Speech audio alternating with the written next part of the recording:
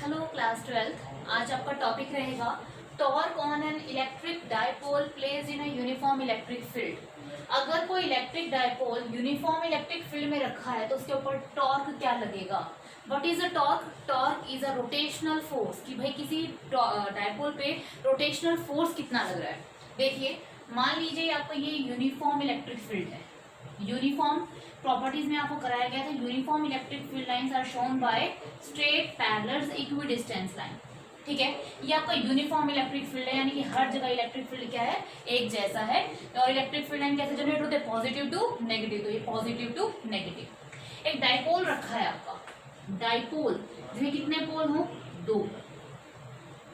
ठीक है, ये मान लीजिए माइनस क्यू चार्ज और ये आपका plus Q charge.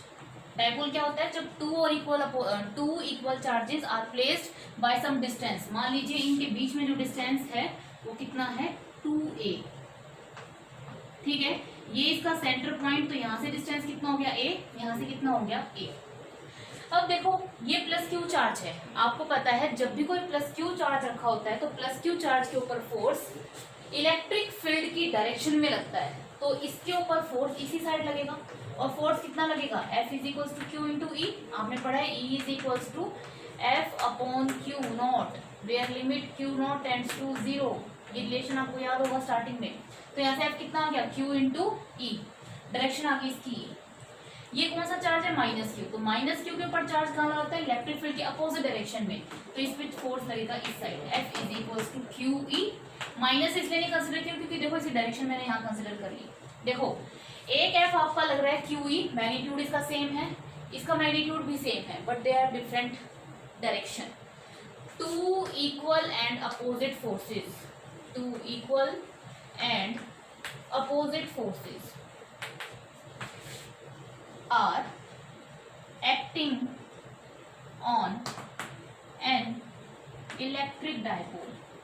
Electric dipole के ऊपर दो फोर्स काम कर रहे हैं, जिसकी वजह से एफ नेट कितना आएगा, F net is equals to 0। यानी कि अब एक इस डायरेक्शन में लग रहा है क्यूई, एक इस डायरेक्शन में लग रहा है, equal and opposite, they will cancel each other. F net equals to 0 मतलब ट्रांसलेशन इक्विलिब्रियम, ट्रांसलेशनल इक्विलिब्रियम।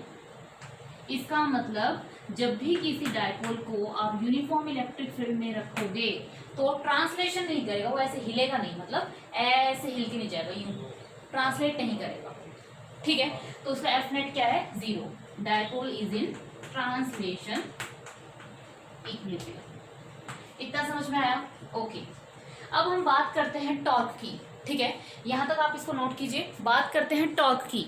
देखिए, टॉर्क कैसे निकालेंगे। टॉर्क का फॉर्मूला आपको पता होगा। टॉर्क होता है force into perpendicular distance. Torque is equals to force into perpendicular distance. ठीक है, ओके, यहाँ कितने टॉर्क ऐड करेंगे, 2। टॉर्क वेक्टर क्वांटिटी है तो इसको वेक्टोरिकली ऐड कर देंगे, टाउ 1 प्लस टाउ। ठीक है, मान लीजिए सबसे पहले इस पर टॉर्क लग रहा है। अच्छा, क्या जो टाउ नेट लगेगा, क्या टाउ नेट 0 होगा क्या? नहीं, टाउ नेट 0 नहीं होगा। क्यों? ठीक है, दो इक्वल और अपोजिट फोर्सेस हैं, but they have different line of action. इसकी लाइन ऑफ एक्शन ये है, इसकी लाइन ऑफ एक्शन ये है, तो दोनों की लाइन ऑफ एक्शन क्या है, डिफरेंट है। अगर दोनों की सेम लाइन ऑफ एक्शन होती तो टाउ नेट भी क्या होता, 0 होता, बट यहाँ टाउ नेट 0 नहीं है। क्या लिखोगे, when two equal and opposite forces are acting on an dipole, but they have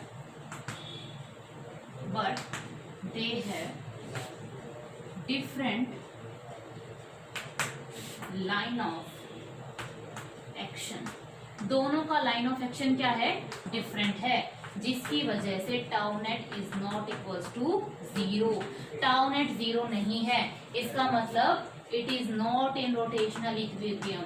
अब ये रोटेशनल इक्विलिब्रियम में नहीं होगा। अगर टाउ नेट 0 होता तो ये रोटेशनल इक्विलिब्रियम में भी होता। जैसे एफ नेट 0 था तो क्या था, ट्रांसलेशन इक्विलिब्रियम में था, बट यहाँ टाउ नेट जो है वो आपका 0 नहीं है तो रोटेशनल इक्विलिब्रियम में नहीं होगा, यानी कि डायपोल रोटेट करेगा। ठीक है, कैसे रोटेट करेगा वो मैं आपको बताती हूँ। पहले आप इसको यहाँ पर वीडियो को पॉज करके इसको अच्छे से नोट कर लीजिए। ओके, समझ में आया कि यहाँ पे टाउ नेट 0 नहीं होगा, तो टाउ नेट 0 नहीं है तो रोटेशनल इक्विलिब्रियम में नहीं है। देखो, अगर कोई चीज एफ नेट 0 होती है तो ट्रांसलेशन इक्विलिब्रियम होता है, टाउ नेट 0 होती है तो रोटेशनल इक्विलिब्रियम होता है। तो यहाँ पर आपका एफ नेट क्या है, 0 है, तो ये ट्रांसलेशन इक्विलिब्रियम में तो है। ठीक है, पर टाउ नेट आपका यहाँ 0 नहीं है, because they have different line of action. दोनों का लाइन ऑफ एक्शन क्या है, डिफरेंट। अगर दोनों का सेम होता तो टाउ नेट 0 होता, पर यहाँ नहीं है तो ये रोटेशनल इक्विलिब्रियम में भी नहीं है, यानी कि आपका डायपोल रोटेट करेगा। ठीक है, अब आपको टाउ की वैल्यू निकालनी है और उसके बाद फिर आपका एक्सप्रेशन कंप्लीट हो जाएगा। देखिए कैसे, यहाँ देखिए students, torque tau is equals to tau 1 plus tau 2। Torque होता है फोर्स इंटू परपेंडिकुलर डिस्टेंस। ठीक है भाई, फोर्स तो लग रहा है क्यू ई, परपेंडिकुलर डिस्टेंस क्या है इसका, परपेंडिकुलर डिस्टेंस मान लीजिए डायपोल जो है इलेक्ट्रिक फील्ड के साथ जो एंगल बना रहा है वो बना रहा है थीटा। ये डायपोल इलेक्ट्रिक फील्ड के साथ कितना एंगल बना रहा है, थीटा। ठीक है, अगर ये थीटा बना रहा है तो ये जो है ये वाला डिस्टेंस, परपेंडिकुलर डिस्टेंस, ये कितना होगा, परपेंडिकुलर डिस्टेंस, परपेंडिकुलर डिस्टेंस बताइए कितना होगा, 2a ये कितना हो जाएगा आपका सेंटर से a, तो ये कितना हो जाएगा a साइन थीटा। अगर ये थीटा है तो ये भी कितना एंगल होगा आपका, थीटा, है ना। ये भी कितना होगा, थीटा, तो ये कितना हो जाएगा a साइन थीटा, है ना। तो टॉर्क क्या आ जाएगा आपके पास, torque is equals to F1।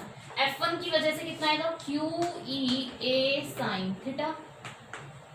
Tau two इसकी वजह से लगेगा। फोर्स कितना है, QE, फोर्स है QE।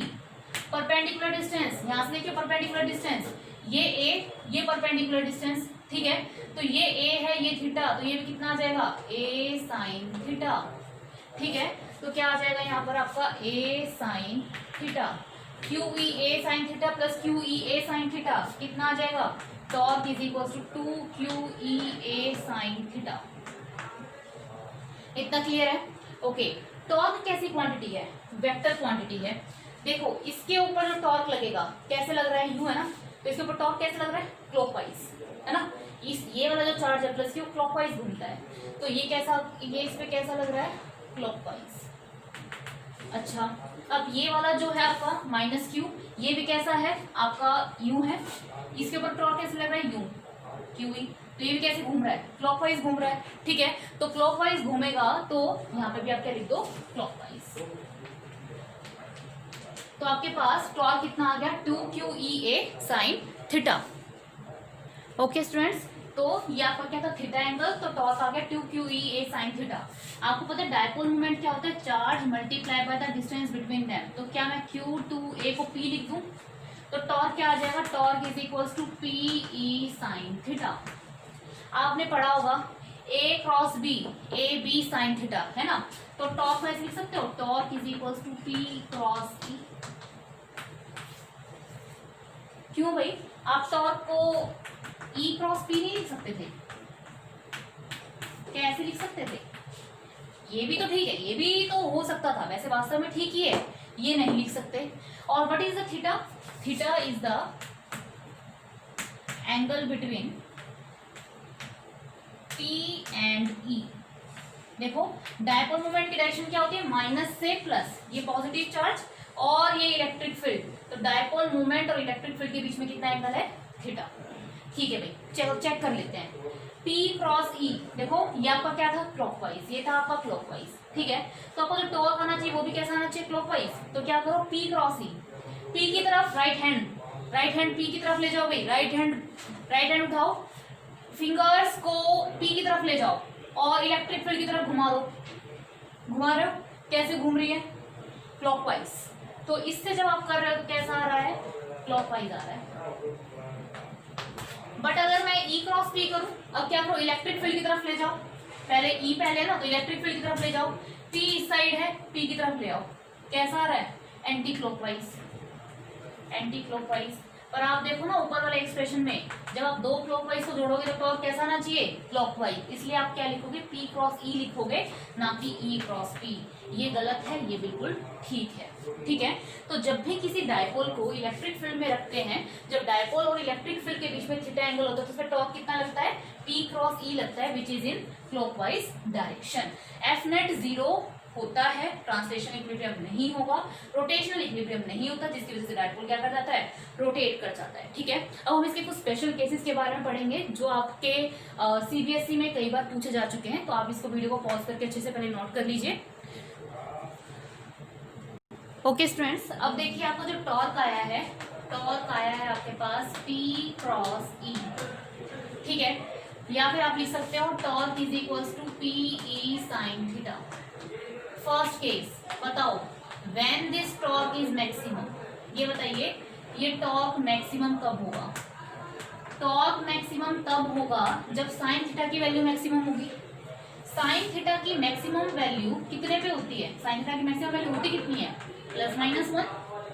कितने पे होगी, जब थीटा का क्या हो, 90 डिग्री या फिर 270 डिग्री।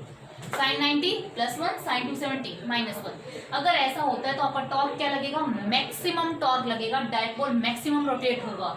ठीक है, तो इसके लिए अगर मुझे बताना हो थीटा इक्वल्स टू 90 डिग्री पे, थीटा 90 का मतलब क्या है, मैं इसको पिक्टोरियल दिखाना चाहती हूँ। What is theta, theta is angle between dipole movement and electric field. मान लीजिए ये आपका इलेक्ट्रिक फील्ड है, ठीक है, और ये आपका डायपोल मूवमेंट है -q, ये डायपोल रखा है आपका, और ये +q। डायपोल मूवमेंट की डायरेक्शन ये, बताओ P और E, देखो P तो इस साइड हो गया, -2 ऊपर, और इलेक्ट्रिक फील्ड इस साइड, कितना एंगल है, 90 डिग्री।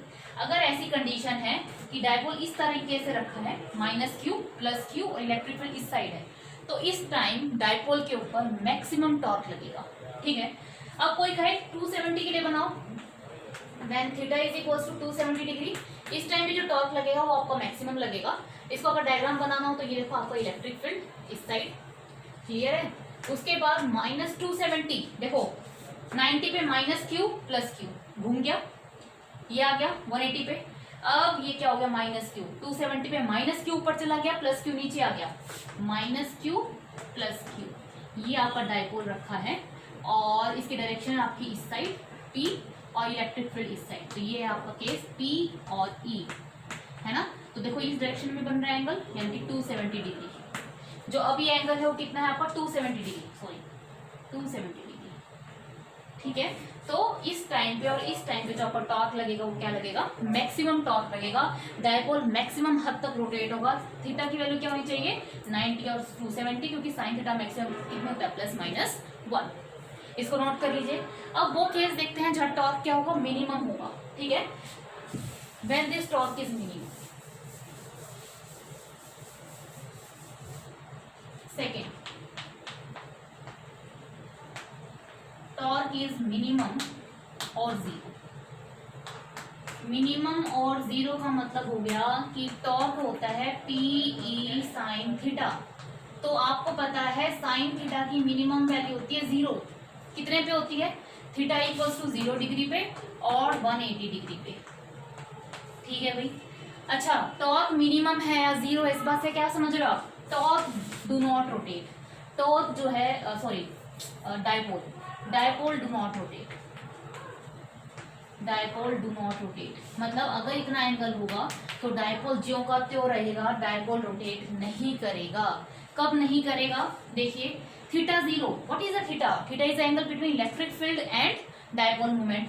देखिए ये आपका इलेक्ट्रिक फील्ड है और डायपोल मूवमेंट भी आपका इसी डायरेक्शन में हो, और आपको पता है डायपोल मूवमेंट क्या होता है, माइनस चार्ज से प्लस चार्ज, -q +q, ये आपका डायपोल मूवमेंट है। ठीक, यहाँ आपका -q चार्ज, ये +q चार्ज, तो ये डायपोल मूवमेंट की डायरेक्शन है। तो इस केस में आपका थीटा क्या है, 0। इस टाइम आपका डायपोल क्या होगा, मिनिमम टॉर्क लगेगा इसके ऊपर। अच्छा थीटा 180 का मतलब, ये देखो ये आपका इलेक्ट्रिक फील्ड, ओके 180 का मतलब क्या है, डायपोल मूवमेंट और इलेक्ट्रिक फील्ड U180 हो, डायपोल मूवमेंट इस साइड आए। आपको पता है डायपोल मूवमेंट की डायरेक्शन क्या होता है, -q से +q, तो आप ऐसे लगा दो, यहाँ पर चार्ज है -q, यहाँ पे +q, ये डायपोल मूवमेंट की डायरेक्शन, और P और E के बीच में एंगल कितना है, थीटा 180 डिग्री। तो इन दो कंडीशंस में आपका टॉर्क क्या होगा, जीरो होगा, मिनिमम टॉर्क लगेगा, डायपोल रोटेट नहीं करेगा। ठीक है, अब हम डिस्कस करते हैं स्टेबल और अनस्टेबल इक्विलिब्रियम के बारे में। तो सबसे पहले आप स्टूडेंट्स इसको अच्छे से नोट कर लीजिए वीडियो को पॉज करके। ओके स्टूडेंट्स, देखिए अब मैं आपको कह रही थी स्टेबल और अनस्टेबल इक्विलिब्रियम के बारे में। ये चीज तो आपको समझ में आ गई होगी भाई, टॉर्क मिनिमम और जीरो, थीटा 180 और थीटा 0 पे होता है। ठीक है, अब देखो थीटा 0 है, इसका मतलब टॉर्क 0 है। ठीक है भाई, टाउ नेट 0 है। एफ नेट मैंने पहले ही बता दिया था, एफ नेट 0 है। टाउ नेट 0 होने का मतलब क्या है, rotational equilibrium. Okay fine, clear है भाई, यहाँ कोई दिक्कत नहीं होगी। एफ नेट 0 है यानी कि आपका ये ट्रांसलेशन इक्विलिब्रियम है, यानी कि आपका डायपोल दोनों प्रकार के इक्विलिब्रियम में है भाई, रोटेशनल इक्विलिब्रियम में भी है और ट्रांसलेशन इक्विलिब्रियम में भी है। तो इसका मतलब ये आपका कैसा इक्विलिब्रियम होगा, स्टेबल इक्विलिब्रियम होगा, स्टेबल इक्विलिब्रियम होगा। जब आपका थीटा इक्वल्स टू 0 डिग्री होता है तो ये कौन सा इक्विलिब्रियम आता है, स्टेबल। यहाँ पे आ जाते हैं, यहाँ आपका मिसकॉन्सेप्ट दूर होगा, देखना। अब यहाँ मैंने क्या, थीटा 180 है तो टॉर्क भी क्या लगेगा, 0। ठीक है भाई, टाउ नेट 0 लग रहा है, एफ नेट तो पहले ही 0 था, तो रोटेशनल इक्विलिब्रियम में भी है, ट्रांसलेशन इक्विलिब्रियम में भी है, तो ये भी स्टेबल इक्विलिब्रियम में होना चाहिए भाई। जितना मैंने आपको पढ़ाया उस हिसाब से तो ये भी क्या होना चाहिए, स्टेबल इक्विलिब्रियम में होना चाहिए। पर वास्तव में ये अनस्टेबल इक्विलिब्रियम में होता है। क्यों, वाई, यही इसका पीछे बस मेन मकसद है, अदरवाइज ये टॉपिक बिल्कुल कंप्लीट है आपका। देखिए हमेशा इलेक्ट्रिक फील्ड क्या करता है, हमेशा इलेक्ट्रिक फील्ड ये चाहता है कि डायपोल मूवमेंट उसकी तरफ हो जाए। यहाँ देखो इलेक्ट्रिक फील्ड इस साइड है, डायपोल मूवमेंट भी इसी साइड है, तो इसको चाहने की जरूरत नहीं है भाई, ये इसको अलाइन करने की कोशिश नहीं करेगा, जैसा का है जो का तो पड़ा रहेगा और ये स्टेबल इक्विलिब्रियम में रहेगा। बट यहाँ देखो इलेक्ट्रिक फील्ड इस साइड है और डायपोल मूवमेंट इस साइड है। अब इलेक्ट्रिक फील्ड क्या चाहेगा कि डायपोल मूवमेंट को मैं मेरी तरफ करूँ, है ना, इसको अलाइन करने की कोशिश करेगा अपनी तरफ। तो इस टाइम ये क्या होगा, अनस्टेबल इक्विलिब्रियम में होगा। तो मैं लिख सकती हूँ electric field always tends to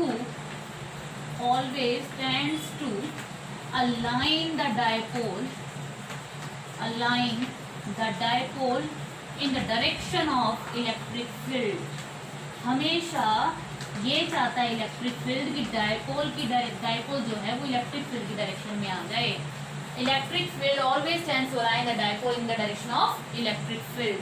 इस वजह से ये इक्विलिब्रियम कैसा है आपका, अनस्टेबल इक्विलिब्रियम है, और ये इक्विलिब्रियम कैसा है आपका, स्टेबल इक्विलिब्रियम, क्योंकि इसमें इलेक्ट्रिक फील्ड और dipole movement they are in the same direction. But यहाँ पे इलेक्ट्रिक और डायपोल मूवमेंट क्या है, अपोजिट डायरेक्शन में है, जिसकी वजह से ये इसको अपनी तरफ अलाइन करने की कोशिश करेगा। कोशिश करते ही स्टेबल कैसा हो जाएगा, इक्विलिब्रियम कैसा हो जाएगा, अनस्टेबल इक्विलिब्रियम, क्योंकि कोशिश तो करेगा, हिलाएगा कुछ तो, कोशिश करेगा कुछ तो हिलेगा वो, तो इस वजह से क्या है वो अनस्टेबल इक्विलिब्रियम में होगा। ठीक है, तो मैंने आपको क्या बताया कि सबसे पहली बात तो डायपोल क्या होता है, जब दो इक्वल और अपोजिट चार्ज डिस्टेंस सेपरेट होते हैं तो डायपोल कहलाता है। यूनिफॉर्म इलेक्ट्रिक फील्ड में रखा, एक पे क्यू फोर्स लगा इस साइड, एक पे माइनस क्यू फोर्स लगा इस साइड, फोर्स नेट क्या आया, 0, ट्रांसलेशन इक्विलिब्रियम। टॉर्क देखा, टॉर्क नेट 0 नहीं था, रोटेशन इक्विलिब्रियम होगा। इस पे क्लॉकवाइज, इस पे भी क्लॉकवाइज, तो टाउ जो ओरिजिनल आएगा वो भी क्या आएगा, क्लॉकवाइज। दैट्स व्हाई टॉर्क क्या होगा, पी क्रॉस या P sine theta. Theta maximum कब लगेगा, 90 और 270 पे। मिनिमम कब होगा, थीटा 0 और 180 पे। थीटा 0 पे कौन सा इक्विलिब्रियम होगा, स्टेबल इक्विलिब्रियम, और 180 डिग्री पे कैसा होगा आपका, unstable. Okay students, hope so आपको ये टॉपिक समझ में आया होगा। अगर आपको कोई अभी भी डाउट है तो आप मुझसे कमेंट बॉक्स में पूछ सकते हैं। Thank you so much.